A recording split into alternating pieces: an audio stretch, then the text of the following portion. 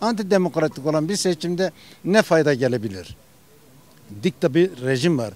Dikta rejiminde yani ifade özgürlüğü yok. Söz özgürlüğü yok. Kendisini ifade etme durumu yok. Tarikatı yarattı. Cemaati yarattı. Tarikat ve cemaatin bu ülkeye, bu insanların ne gibi faydası var? Hiçbir faydası yok. Varto'daki halk aydındır, bilinçlidir. Yıllardan beri bu zulmü, hakareti görmüş, hakaret ve zulme karşı direnmiştir. Demin ilkeleri demokratik ilkelerdir. Demokratik ilkeler olduğu için din, dil, kültür fark etmiyor. Onlar için insan insandır. Herkes insandır. Ama diğer faşist partiler insan değildir.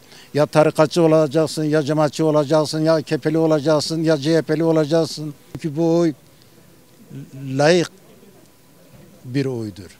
Zulme karşı bir oydur. Ekonomiye taraf,